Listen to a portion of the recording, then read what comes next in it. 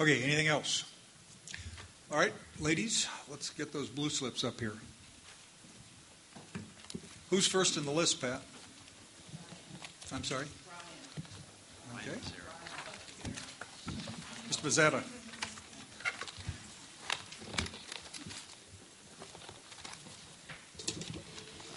I'm a little worried I'm on a first-name basis. It's more than a little frightening. But for the record, I'm Ryan Bezzera from Barkowitz, Cronic, and Shanahan here in Sacramento. We represent a number of upstream agencies, mainly on the American and Yuba rivers. And I wanted to follow up a little bit on what I had to say yesterday, and then two, talk about flows somewhat. And so I thought I'd give you a little bit of paper there to help explain where I'm going.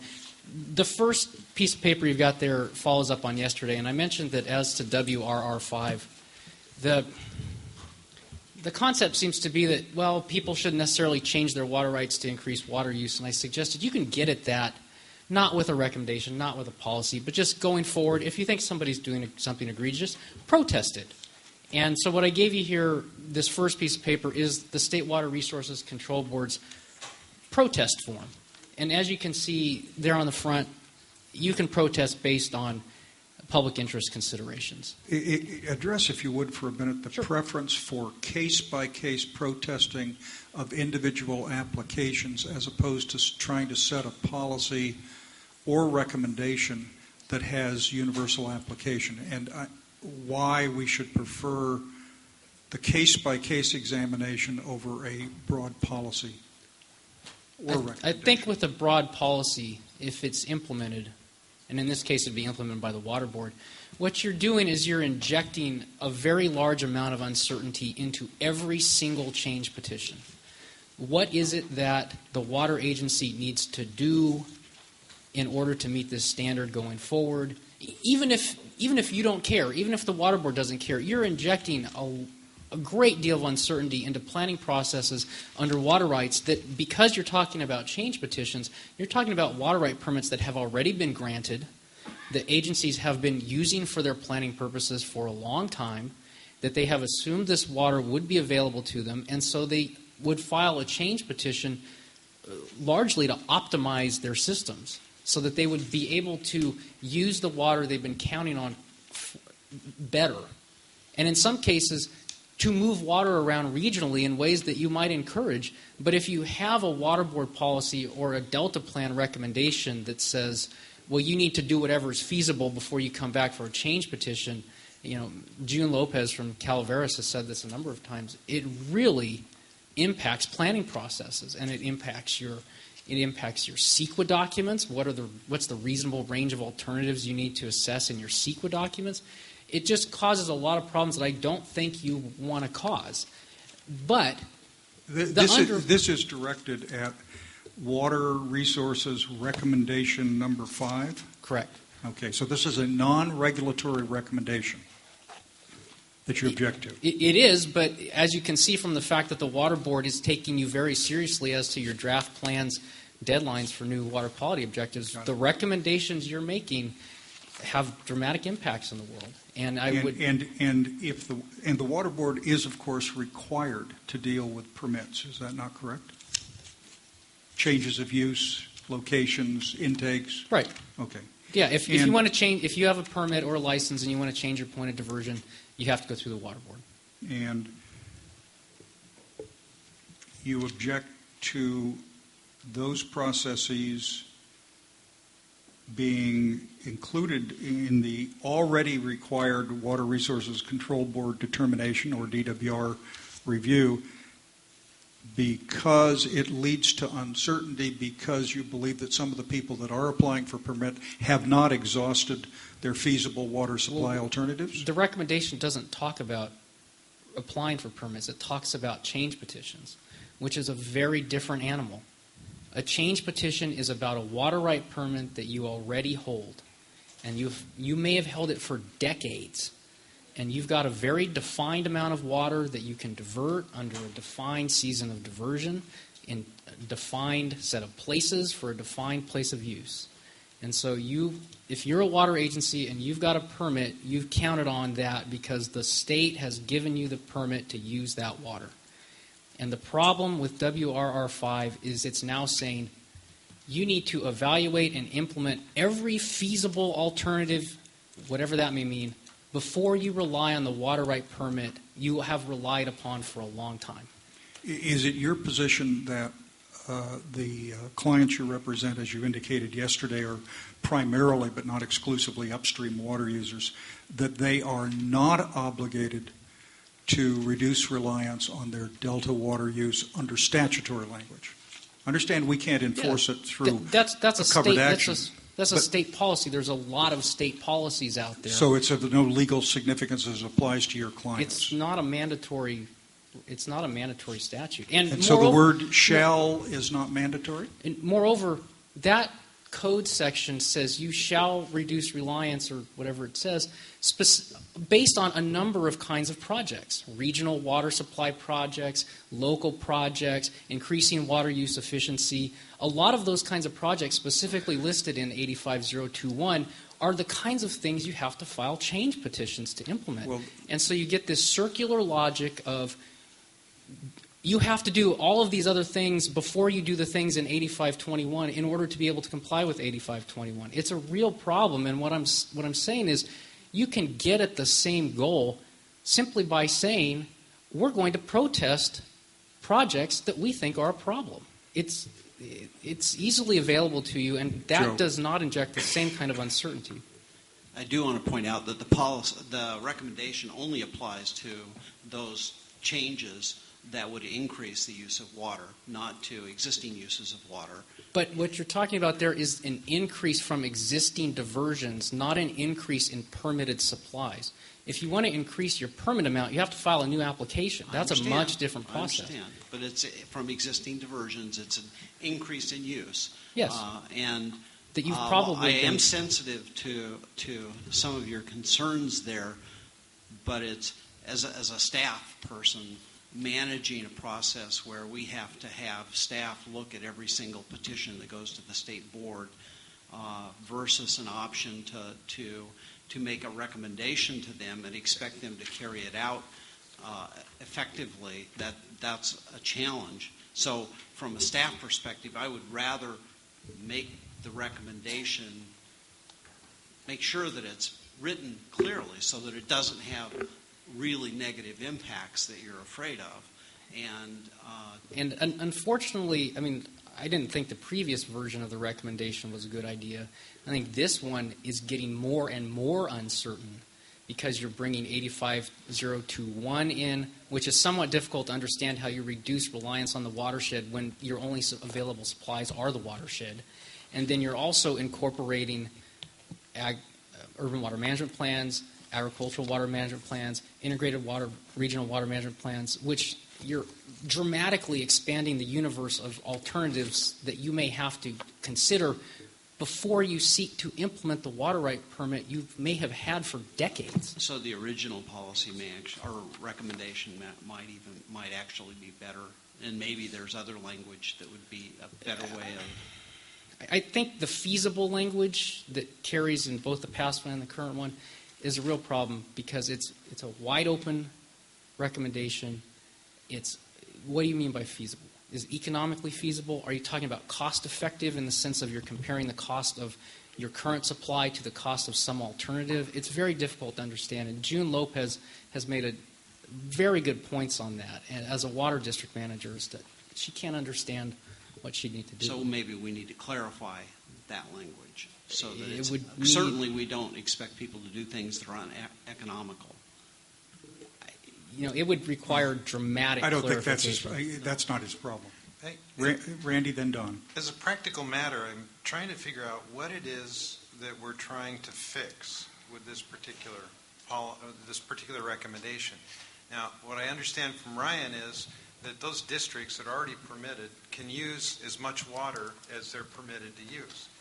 And by moving the point of diversion isn't necessarily going to cause that district to use any more water than they're already permitted to do. And in fact, it may be part of a project that leads to reducing the amount of water. And if that's the case, this doesn't apply to them. Well, and I guess what I'm hearing Ryan say is why have it in here if if within the water rights system that we have now, that these kinds of activities would not lead to an increase in the amount of water used that they are not already permitted to use. Or if it did, it would be to achieve better regional water management. For instance, one of my clients, Sacramento Suburban Water District, its groundwater, its supplies were 100% groundwater historically.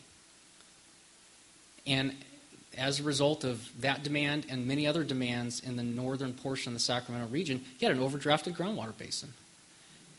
So what's the solution to that? You use surface water. And so one of the things they did is they got a contract with Placer County Water Agency to get surface water in wetter years. That required a change petition on Placer County Water Agency's water right permits that they've held since the 50s. That increased the amount of water being used in the watershed in order to address a groundwater overdraft. So that is exactly the kind of change petition that WRR5 would make much more difficult to implement. And we're talking about American River water here for that district. And is the American River a basin where the water, or a river where the water board has made a determination on whether it's oversubscribed or not? Yeah, there's a fully appropriate streams declaration for the American River in some times of the year. In some times of the year, But for that- some agencies only, I believe, right?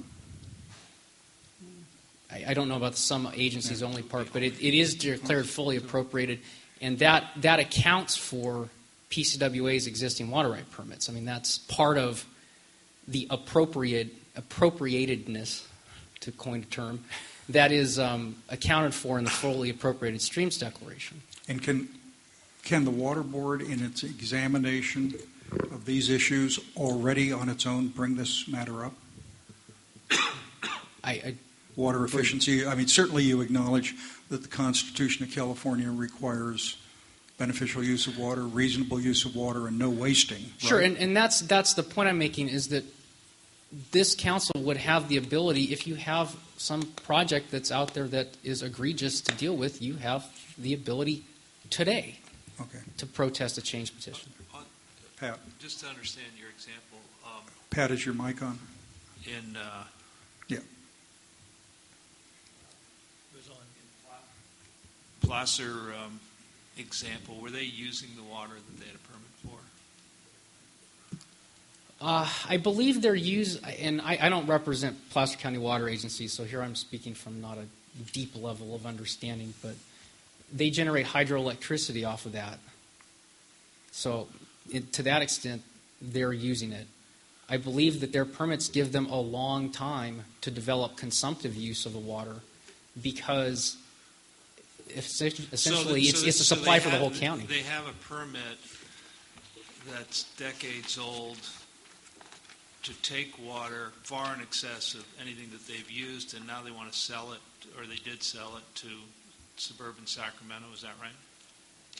I don't know that it's far in excess, but what they did is they had water that they could store in facilities that they sized for their ultimate use, that they then sold wet year water to Sac Suburban, yes.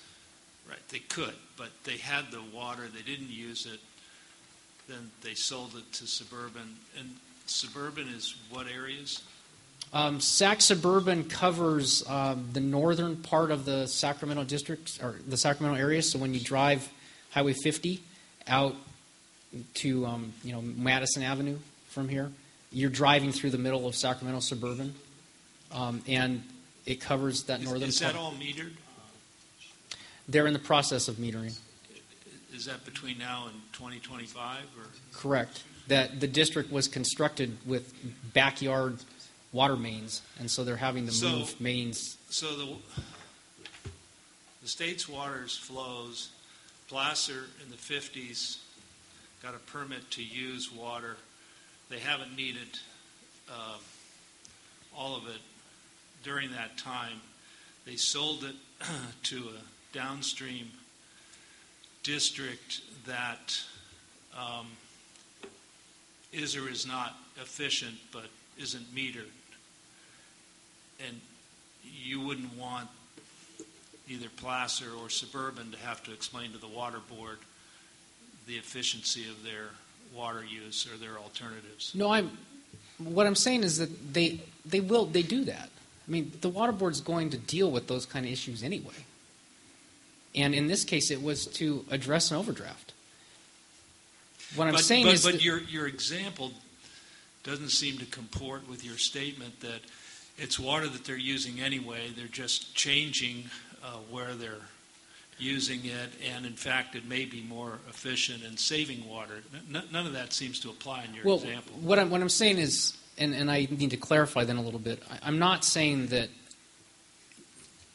the surface water appropriator necessarily is actually, as of today, using that water and is just reallocating water it uses.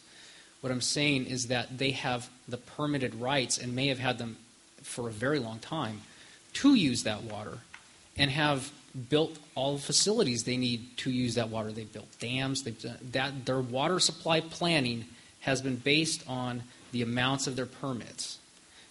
And now what the recommendation would do is, if implemented, would say, you need to plan on all kinds of other sources of water before you come back to the one you've planned on for a long time.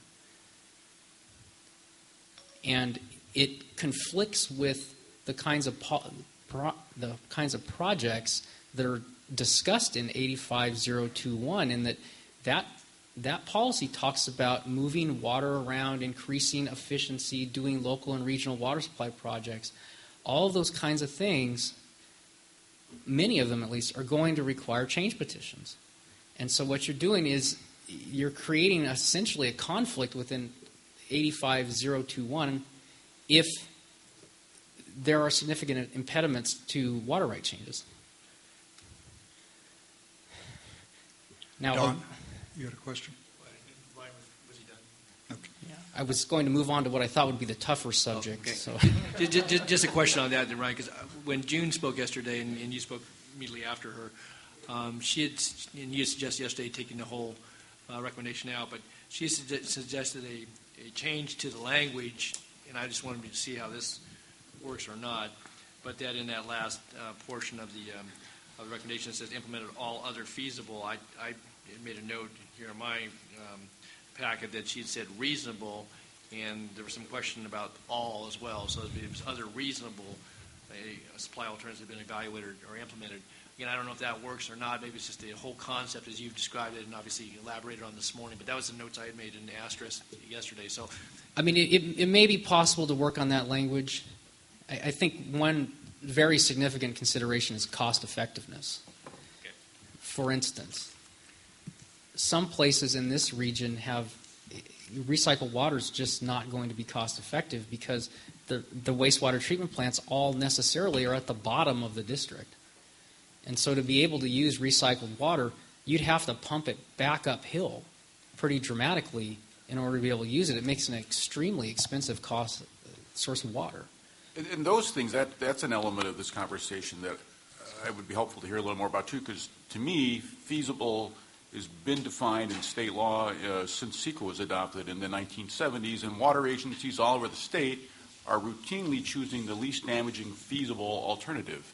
And feasible is defined in the law as taking into account economic, social, and environmental characteristics, and they're things that can be accomplished in a reasonable period of time.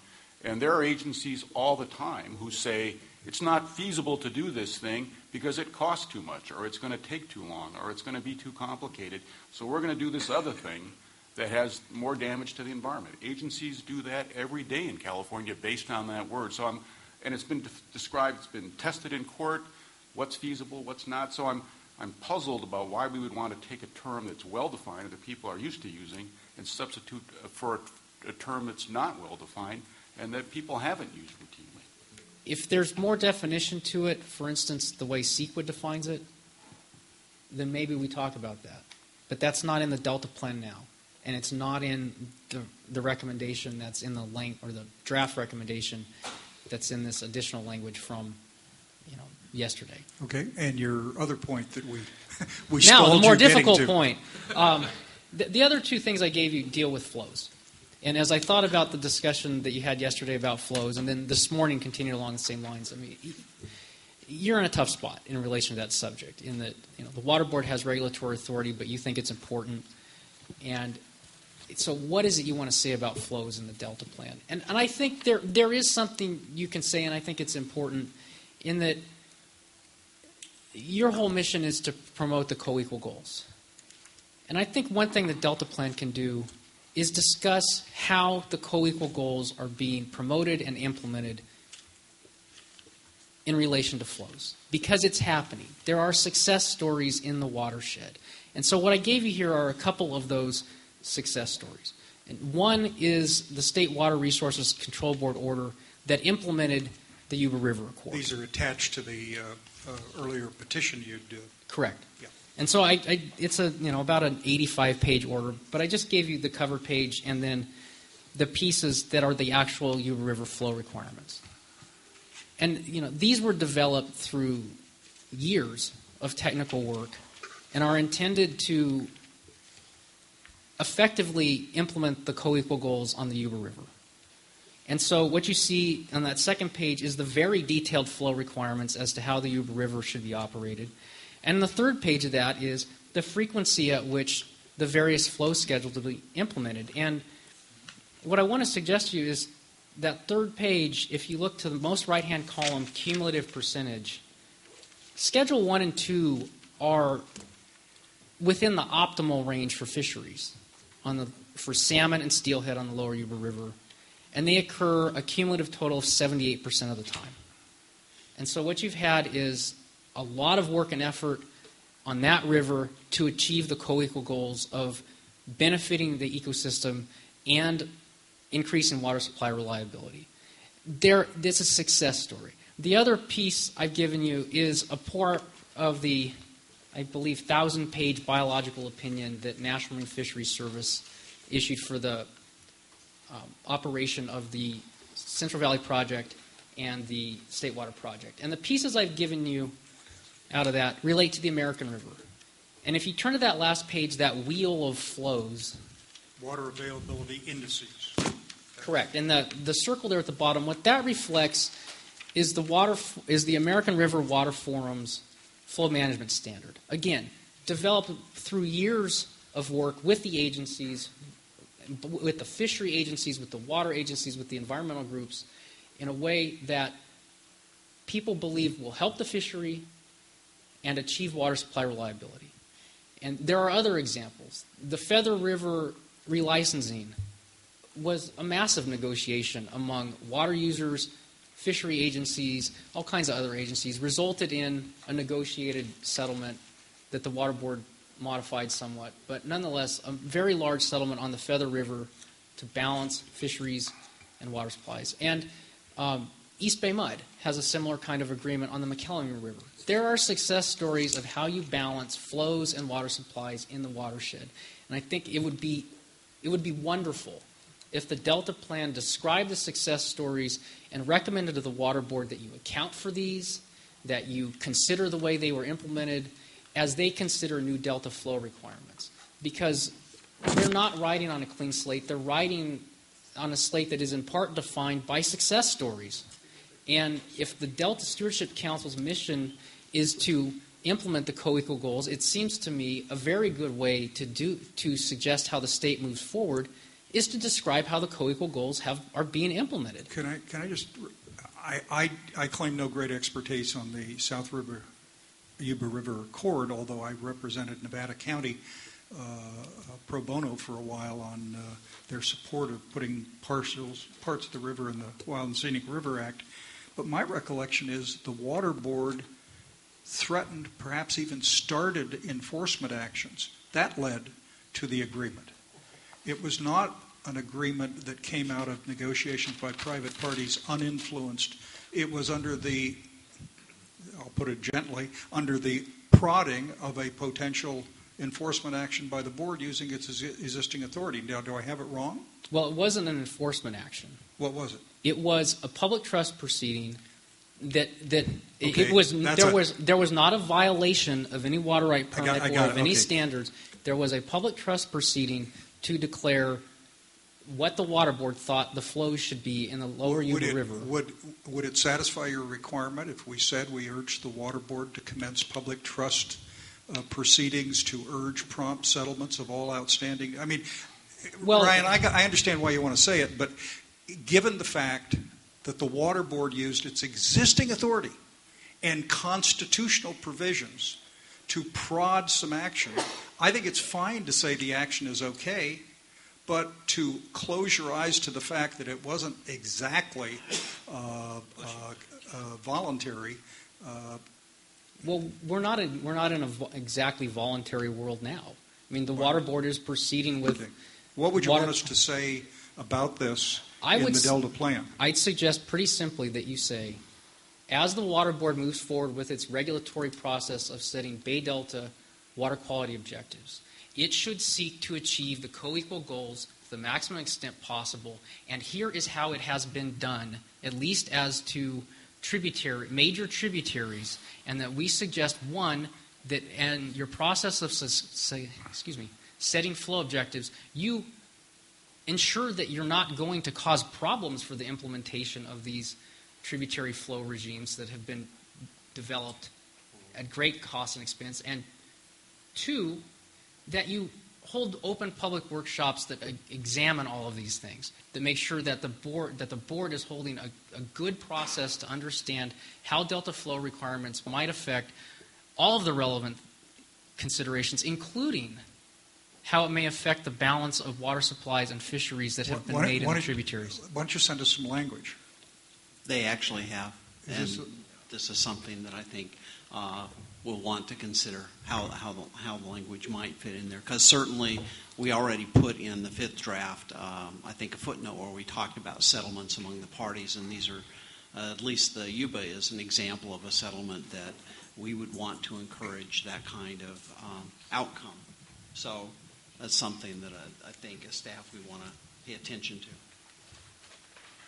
Ryan, it's interesting. I met with state board folks a couple of weeks ago to try and clear up in my mind what the policy says and what the state board has begun to do, and what stakeholders have advised this council to adopt in the Delta Plan.